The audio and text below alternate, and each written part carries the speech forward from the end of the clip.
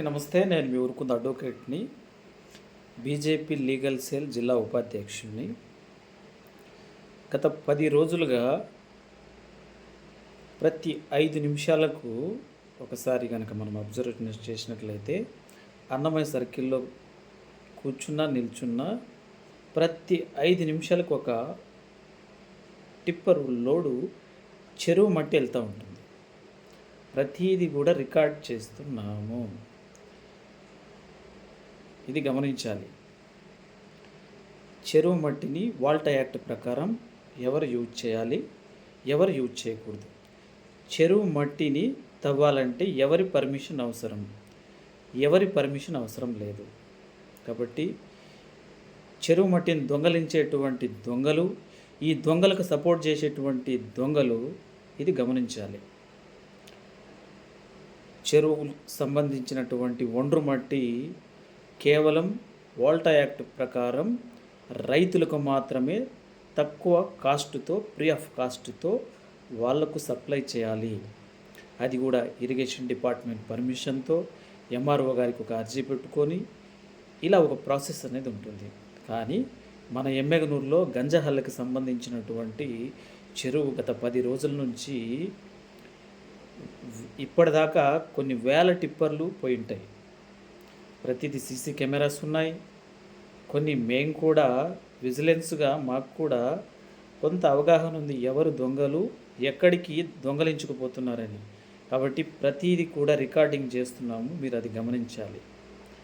మీరు మమ్మల్ని ఎవడు ఏమనుకోడంటే, మీకు ఒక రోజు వస్తుంది చెరువు మట్టిని ఎవరు వాడుతున్నారో, ముఖ్యంగా ఇటుకల బట్టి వాళ్లకు మీకు దగ్గరలోనే ఇటుకల బట్టీలు మూతబడేటువంటి రోజులు దగ్గరలోనే ఉంటున్నాయి. ఎందుకంటే మీరు ఇల్లీగల్గా లక్షలు దొంగలకు సమర్పణ చేసి దొంగలించుకుంటున్నారు. ఒక రైతులు యూజ్ చేసుకోవాల్సినటువంటి ఒండ్రు మట్టిని మీకు ఇల్లీగల్గా మైనింగ్ యాక్ట్ కింద కూడా మీరు శిక్షార్హులు అవుతారు.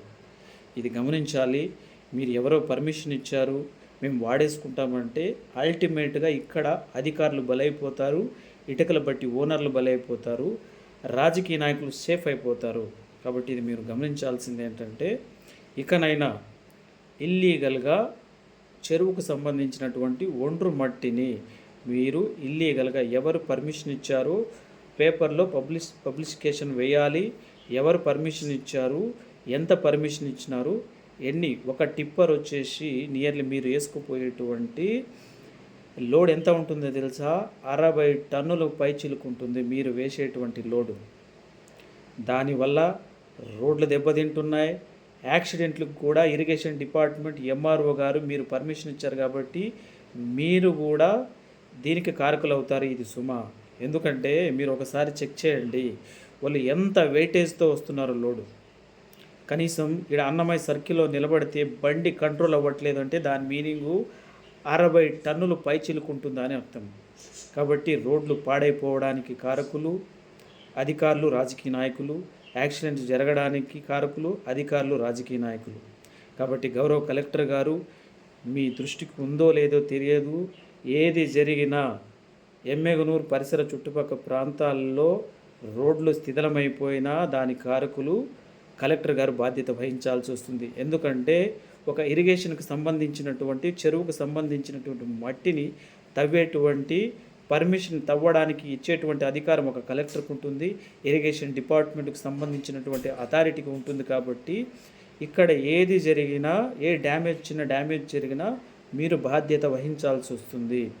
కాబట్టి ఇక్కడ అందరూ గమనించాలి. వీళ్ళందరూ దొంగలందరూ కలిపి దోచుకెళ్తున్నటువంటి ఈ మట్టిని ఎవరికి వాళ్ళకు పబ్లిక్గా ఫోటో తీసి పెట్టండి. భవిష్యత్తులో కొన్ని రోజుల్లో ఇటుకల బట్టి మూయేటువంటి రోజులు దగ్గరలోనే ఉన్నాయి. ఎందుకంటే మీరు చేసేటువంటి ఈ ఇటుకల బట్టి వల్ల చెట్లు నాశనమైపోతున్నాయి, చెరువులు నాశనమైపోతున్నాయి, వాతావరణం కలుషితమైపోతుంది.